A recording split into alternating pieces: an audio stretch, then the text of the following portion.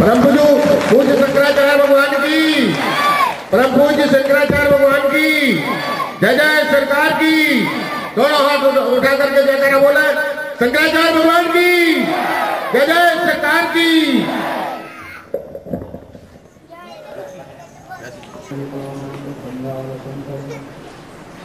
ज्योतिर्मौलम त्रिनेत्रं विभिन्नशत्कुण्डलं तन्नकान्तं हारग्रैवेण काञ्ची गुणमणिकलां चित्तरूपां वराढ्यां नानां तासां कुशाढ्यां वरकराम्बिकां तं नमामि। मध्ये शुतब्धिमण्डपरत्नवेद्यां सिंहासनोपरि गतां कर्केतवर्णां पीताम्बरणमाल्यविभूतां देवीं नमामि धर्मगर्वैर्जीवाम्।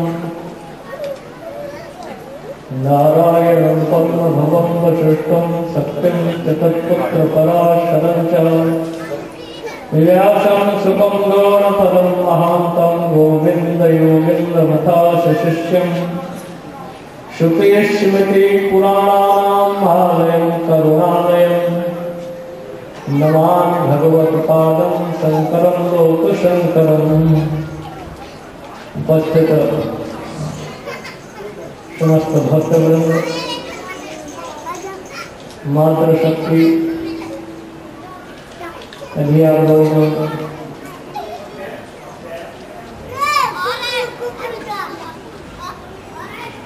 भजन के माध्यम से,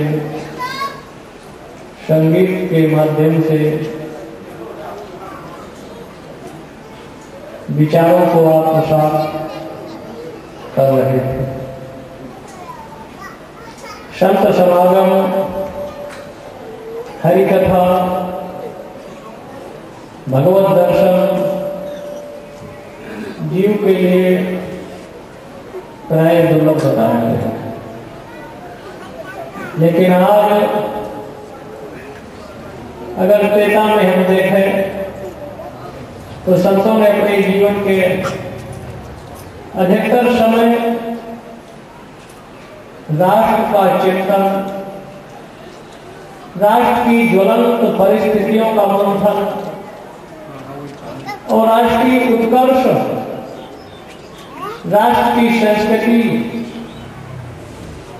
पूरे विश्व से परिचित हो, इस संतों के जीवन का उद्देश्य, लक्ष्य। संत समागम का तात्पर्य होता था सबका चिंतन, संत हो, जंगम हो, उन सबके कल्याण मात्र को जीव के हित के लिए जो क्रियाएं होती थी, उद्देश्य होता था। राष्ट्र हमारे यहाँ राष्ट्र की पूजा ईश्वर से बनकर है। राष्ट्र के लिए हमारे कितने ज्ञात अज्ञात देशभक्तों ने अपने जीवन का उत्कर्ष, राष्ट्र की अस्मिता, राष्ट्रीय एकता, अखंडता, शांति, सद्भाव बरकरार रहे, तो अपने माता पिता, गांव, जिले, प्रदेश की परवाह नहीं की है। विशालता में राष्ट्र मंदिर की परिकल्पना जो हमारी कश्मीर से लेकर आज की तिथि में बांग्लादेश का बारह नागालैंड, इधर कश्मीर, केरल का समुद्र और दक्षिण उत्तर का उत्तराखंड चाइना की सीमा है, उधर भूटान की सीमा, नेपाल की सीमा, आज से हिमालय, ये भारत का भूभाग होता था, जो हमारे चाहे वो सिंध हो, संपूर्ण राष्ट्र विभिन्न संस्कृतियों को लेकर राष्ट्र माता की परिकल्पना, जो भारत माता के नक्शे के रूप में की गई थी, जिसमें पूरे दुनिया को अगर आपको देखना है, अमेरिका को देखना है, भूटान को देखना है, चाइना देखना है, अफ्रीका देखना है, मिस्र को देखना है, तो भारत के यहाँ 192 देश और भारत का एक देश, जिसमें लगभग सैकड़ों करोड़ की बोलियां हैं, कल्चर है, भाषाएं हैं, विभिन्न जातियां हैं, विभिन्न उनके परिवेश हैं, और उन परिवेशों में एकता का आधार भारत माँ का आधार था। सभी लोग गौरव के साथ, सम्मान के साथ भारत को माता के रूप में देखते थे, और सभी यहाँ के वासी पुत्र के रूप में मां के उत्कर्ष, उसके मान, गरिमा, प्रतिष्ठा और उसकी राष्ट्र रक्षा के लिए प्रयासरत रहते थे। तो राष्ट्र अगर सशक्त, प्रबल, तीन तरह में एक हमारी सेनाएं थी, जवान, चाहे सर्दी हो, चाहे गर्मी हो, चाहे बरसात हो, अपने प्राणों को हथेली में लेकर भारत मां की सुरक्षा के लिए सीमाओं पर दिन रात तत्पर रहते हैं, और उनके जीवन का उद्देश्य होता था संवैधानिक ढांचे में भारत की जनता शांति, सद्भाव, स्वच्छंद, उन्मुक्त भाव से श्वास ले सके, सद्भाव का वातावरण सृजित रहे, राष्ट्र में सभी आ जाते हैं। और उसी राष्ट्र रक्षा के लिए सुभाष चंद्र बोस ने विभिन्न तरह की सेनाओं का निर्माण कर, विभिन्न तरह की उनकी बटालियनें, उनकी रेजिमेंट, उनकी व्यवस्थाओं को निश्चित कर, कहीं गोरखा है, कहीं मराठी है, कहीं मद्रासी है। अगर आपको अमेरिका को देखना है तो आप कश्मीर जा सकते हैं, और अगर आपको अफ्रीका देखना है तो आपका तमिल है। अगर लद्दाख को देखना है, चाइना, तो लद्दाख का कल्चर आपको मिल जाएगा। हर तरह की वेशभूषा, परिवेश, तो एक भारत पूरे विश्व को लिए हुए था। विभिन्नता में यहाँ एकता को आधार लेकर, और वही भारत का आधार था एक देश प्रसूतस्य सकाशातंद्रियमाः सम सम चरित्रम शिक्षेयम् पृथिव्याम सर्वमानव। पूरे विश्व के मानव को शिक्षा, दीक्षा और संस्कार देने का काम विश्व की अग्रगण्य संस्कृति के रूप में भारत करता है। और आज भारत अपने उन कर्तव्यों से प्राय है। विश्व शांति का संदेश देने वाला भारत था। हर व्यक्ति शांति चाहता है, चाहे अमेरिका हो, चाइना हो, ईरान, इराक हो, और भी जो देश है, सब अशांत है प्राय, लेकिन शांति चाहते हैं। और शांति भारत के लोग भी चाहते हैं, भारत के राजनीतिक दल भी चाहते हैं, भारत की जनता चाहती है, भारत का प्रशासनिक तबका चाहता है, चिकित्सक चाहता है। कोई व्यक्ति अपने जीवन में अशांति नहीं चाहता। लेकिन आज विश्व परिप्रेक्ष्य पर 80% लोग अशांत हैं, और उस अशांति का कारण है इच्छाएं। हमारी इच्छाएं हमारी अशांति और दुखों की जन्मी है। इच्छाओं पर नियंत्रण हो जाए, कंट्रोल हो जाए, तो निश्चित है अशांति भंग हो जाए। लेकिन जब तक जीवन है तो समस्याएं रहेंगी, तो जीवन का क्रियाएं चलती है। और ऐसी परिस्थितियों में राष्ट्र रक्षा के बाद आता था धर्म का। कोई ऐसा राष्ट्र नहीं जिसका धर्म न हो। और धर्म का मतलब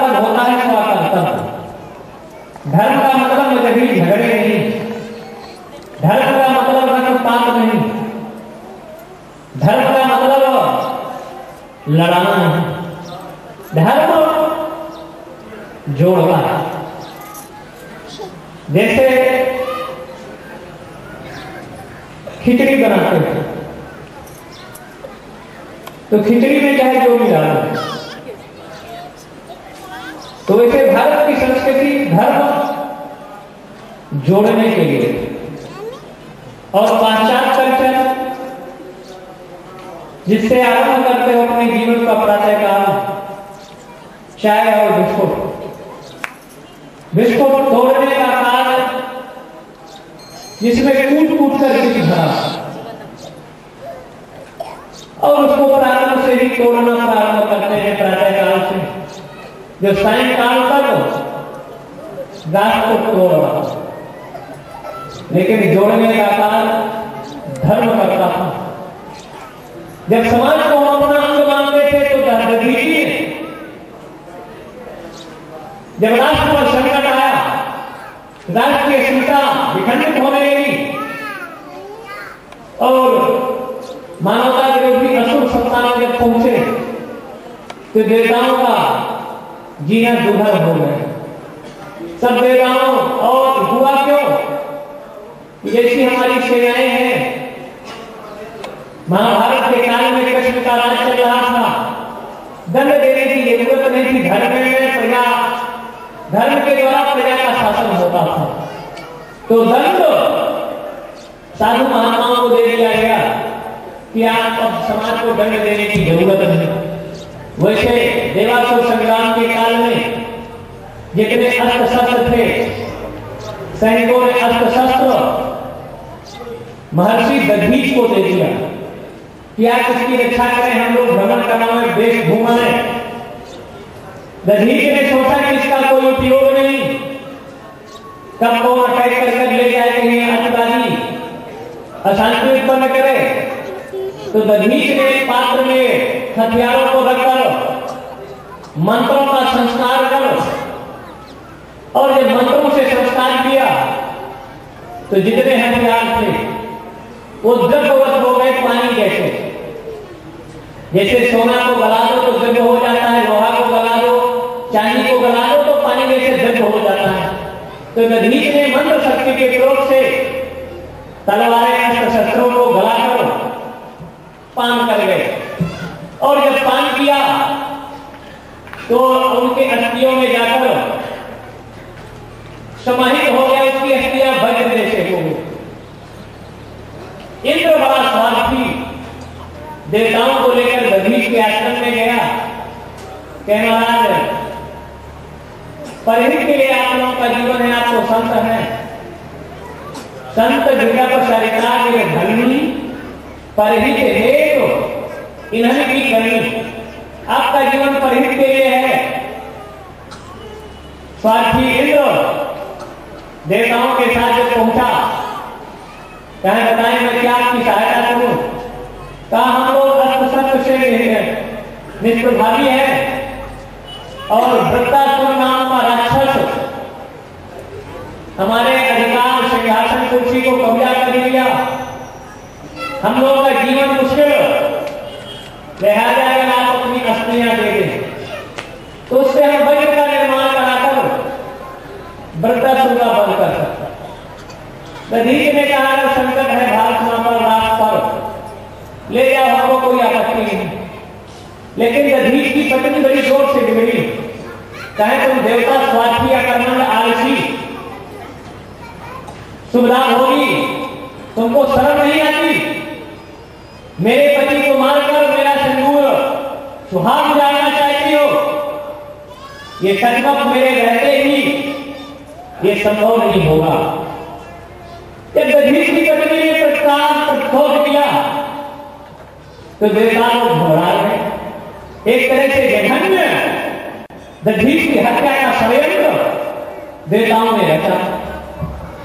दधीच ने कहा प्रातःकाल ब्रह्म मुहूर्त में जब हम नदी की ओर जाएं स्नान करते समय, आप लोग गायों को लेकर चले आना और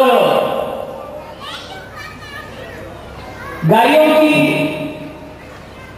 हमारे शरीर में नमक लगवाकर हमारे शरीर का रक्त, मांस, मेधा को गाय चाट लेगी, हड्डियां बचेगी, उसको आप लोग लेकर अपना कार्य सिद्ध कर लेंगे। ब्रह्म मुहूर्त में देवताओं ने नमक ले जाकर दधीच के शरीर पर लगाया, गायों ने मांस चाटा, लेकिन दधीच का प्राण गया नहीं। उनके शरीर से 3 तरह के धनुष निर्माण हुए, सारंग धनुष, पिनाक और एक धनुष का निर्माण किया गया। वो 3 जगह रखे थे, एक मिथिला नरेश जनक के यहाँ, एक धनुष अगर देखा जाए तो कंस के मथुरा में था, और एक धनुष इंद्र के हाथ में था जिसका नाम पिनाक था। इंद्र ने वृत्तासुर का वध करने के बाद उस धनुष को वर्णन नहीं आता है कि वो जनक के यहां रख दिया, और जनक के यहां सीता के पाणी ग्रहण में राम ने उसको भंग कर पिनाक पुराना उसको कहा, और आधार होती थी गाय। तो संत समागम का उद्देश्य राष्ट्र, धर्म और गाय। जैसे यहां मानस यज्ञ चल रहा है 1 मास पर्यंत, तो यज्ञ में गाय की आवश्यकताएं हैं। गाओ विश्व से माता, प्राणी मात्र की मां कहलाने का अधिकार गाय को होगा।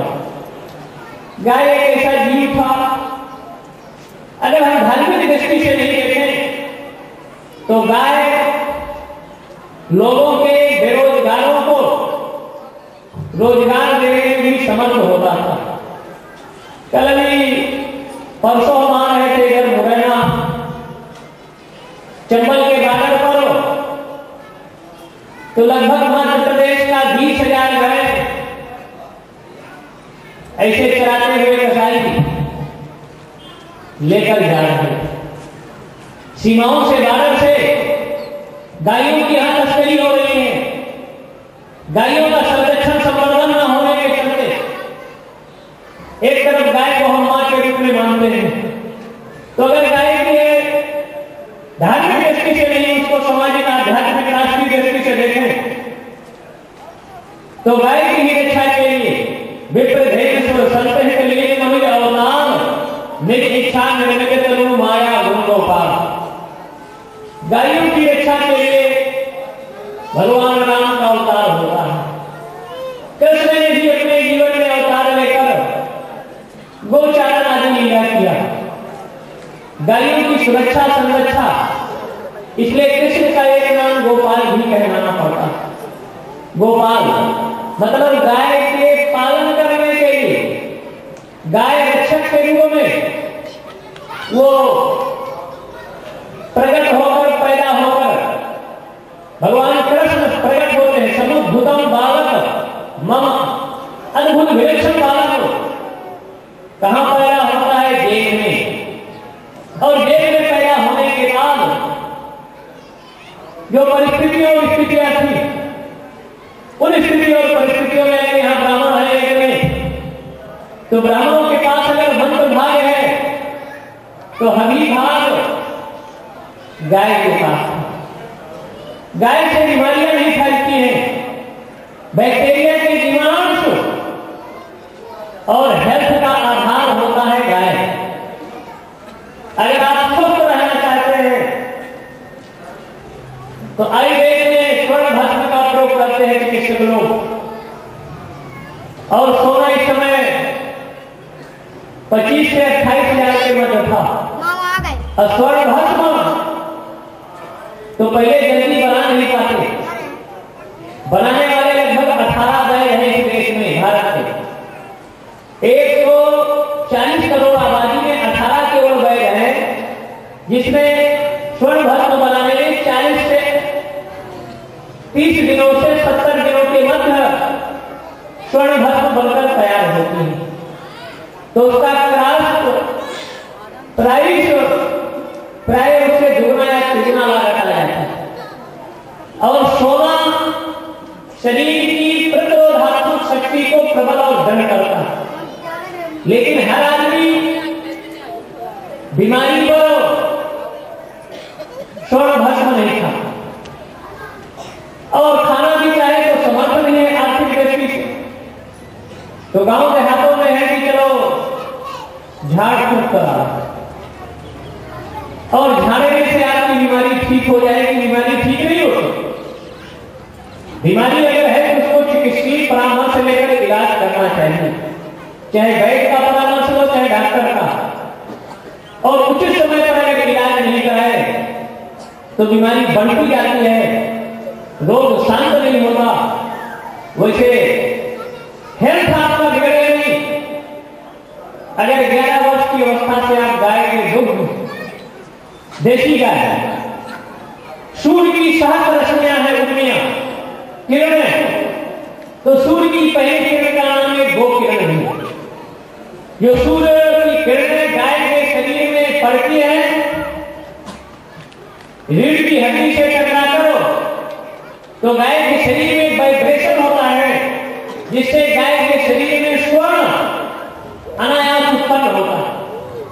इसलिए जो भारतीय नस्ल की गाय हैं, उन गायों का दूध या घी पीला होगा।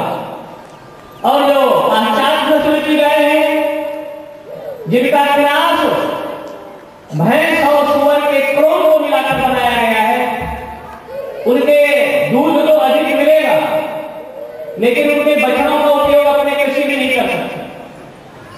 उनके दूध में प्राय वो ऊर्जा, वो शक्ति नहीं है जो भारतीय नस्ल की गांव में है। भारत में लगभग 398 तरह की नस्लें थी गायों की, भारतीय नस्ल की, जो प्राय समापन के कगार पर है। आज ये है स्थिति। अनूपपुर में हम थे, डीएम था, उन्होंने कहा महाराज यहाँ के लोग गाय क्यों पालें? क्योंकि यहाँ की गाय सुबह से शाम तक मेहनत करेंगे, 200 ग्राम दूध देगी। परिवार में 10 लोग हैं, 200 ग्राम तो चाय भी नहीं होगा। तो हम यहाँ तो बकरी पाले, तो बकरी 5 किलो दूध देगा, उसमें लागत भी नहीं है। ये गाय की बात महाराज ठीक नहीं। तो भारतीय नस्ल की जो गाय थी, चाहे गुजरात की गाय थी, हरियाणा की गाय थी, पंजाब की नस्ल की गाय, जिसमें आप 20 लीटर तक दूध दूध सकते हो, बशर्ते भारतीय नस्ल, जैसे भारतीय संस्कृति को नष्ट करने का षड्यंत्र चल रहा है, वैसे भारतीय नस्ल की गायों को भी समाप्त करने का प्रयास चल रहा है। और अगर भारतीय नस्ल मंद भाग अगर ब्राह्मणों के पास था और हरी भाग गाय के पास था, गाय के घट का उपयोग करिए और ये करें, तिभेर मासे, तिभेर पक्षे, तिभेर वर्षे, तिभेर दिने, 3 दिन, 3 पक्ष, 3 मास और 3 वर्ष के अंदर परिणाम आप ले सकते हो। इसलिए यज्ञ में प्राय गाय का घी, गाय के सूखे हुए उबले कंडे, पंचगर्भ में गोमूत्र वगैरह, और एक नोट कर लो, हम कोई चिकित्सक नहीं है, जिनको दमा का रोग है, अंग्रेजी के यहाँ ला इलाज है, अंग्रेजी चिकित्सा नहीं। लेकिन आज की परिस्थितियों में अगर देसी गाय का 1 वर्ष से 3 वर्ष की बछड़ी है बच्चा, उसके गोमूत्र 20 ml से 50 ml तक 21 दिन तक सेवन कर लो तो दमा जैसी बीमारी गोमूत्र के सेवन से ठीक हो जाती है। उदर संबंधी विकार है, गैस्ट्रिक वगैरह, तो उसमें गाय का तंत्र वगैरह, गाय के नेत्र संबंधी विकार है, तो गाय के घट के माध्यम से नेत्र के विकारों पर नियंत्रण पाया जा सकता है। और भारत कृषि प्रधान देश था, कृषि कार्य ऋषि कार्य कहा जाता था, तो कृषि में अगर गाय की खाद बनाने जिस समय यूरिया वगैरह इस देश में आई तो किसानों के लिए फ्री 10 किलो दे रहे थे यूरिया वाले, डीएपी वाले, कि इसको आप अपने यूज करिए, लेकिन किसान कहे हम इसको यूज नहीं करेंगे, फ्री बांट करो। और आज काला बाजारी के द्वारा किसानों को जब खाद का सीजन आएगा तो सरकारी जो गोदाम है या खाद के केंद्र कहेंगे खाद का अभाव हो गया। अगर खाद जाकर बिक्री दुकानदार के यहाँ है, किसान जाएगा कहेंगे खाद तो है नहीं, ब्लैक में अगर आप 100 रुपए एक्स्ट्रा दो तो ले जाओ। और अगर आप देवी खाद का निर्माण करें, 90 दिनों में गाय का गोमूत्र, गोबर, नीम की पत्ती और गुड़ मिला दें, 1000 लीटर जल मिलाकर गड्ढे पर ढक दें, तो 90 दिनों में 1 से 20 दिनों की गाय के गोबर गोमूत्र के प्रयोग से खाद तैयार कर लें। उसके बाद 5 एकड़ में आप उसका उपयोग कर सकते हैं। पीपल की पत्ती का पेड़ के नीचे जहां पत्तियां हैं उसको संग्रह करो, 40 दिन अगर उसको सड़ा करो, उसकी खाद तैयार करने में छिड़काव आदि के माध्यम से अनेक तरह के बैक्टीरिया के जीवाणुओं को समाप्त किया जा सकता है, फसल की पैदावार को बढ़ाया जा सकता है। एक छिड़काव के लिए औषधि आती है विदेश की, जिसको 92 देशों ने अपने देशों में प्रतिबंधित कर दिया। इस कारण फसल में छिड़काव करेंगे तो मानव के जीवन के लिए हानिकारक है, लेकिन भारत में धरने से उसका छिड़काव किसानों के लिए दिया जा रहा है, जो विष के रूप में है, जहर के रूप में है, जो लोगों के जीवन के साथ खिलवाड़ किया जा रहा है। कृषि से ही भारत की आर्थिक समृद्धि, और अगर किसान चाहे अन्न या सब्जी या फलों का उत्पादन करना बंद कर दे तो 80% लोग भूखों मर जाएंगे, 90%। लेकिन आज किसान को समय पर उनका मूल्य नहीं मिल रहा, समय पर उनका क्रय विक्रय नहीं हो रहा, सस्ते में खरीद कर वही मार्केट में जाने पर किसान के 30 रुपए 40 रुपए में चना ले लेंगे, लेकिन वही मार्केट में जाने पर 80 से 100 रुपए किलो चना को बेचा जाएगा। किसान को जब मूल्य नहीं मिलेगा, जो सुबह से शाम तक 8 महीना 10 महीना परिश्रम करता है, तो आत्महत्या करने के लिए बाध्य होता है। और इसके मूल में सरकारों की नीतियां हैं, कोई ऐसी नीतियों का निर्धारण नहीं होना चाहिए जिससे गरीब और जनता का शोषण हो, किसानों का आत्महत्या करने के लिए बाध्य हो, इसकी व्यवस्थाएं। और अगर सरकारें किसान को 2 काम कर दे, उनको समय से पानी और बिजली, रोड उपलब्ध करा दे, तो यहाँ का किसान पंजाब और हरियाणा के लोगों को भी पीछे कर सकता है। बशर्ते इसका ध्यान सरकारों को नैतिक और मौलिक रूप से रखना चाहिए। गाय का जहां तक संबंध हो, लोग के साथ साथ आजीवन गाय अपना दूध पिलाती है, बेरोजगार लोगों को रोजगार का भी माध्यम बन सकती है गाय। लेकिन सरकार की योजनाएं, अगर आप देसी गाय के गोबर का खाद तैयार करने लगोगे तो योजना होगी कि अगर आप रजिस्ट्रेशन नहीं कराओ तो सरकार आपका टैक्स जुर्माना लगाकर प्रताड़ित करने का भी षड्यंत्र चल रहे हैं। टैक्स वो लगाना चाहिए विदेशी खादा वालों को, लेकिन उनके खुलेआम छूट देकर भारत की आर्थिक समृद्धि बिगाड़ने की योजनाएं चल रही हैं। गाय लोग के साथ साथ अगर कोई वृद्ध हुआ तो कहेंगे भाई गौदान करा दो, जो लोग के साथ साथ परलोक के लिए भी सहयोगी होती थी।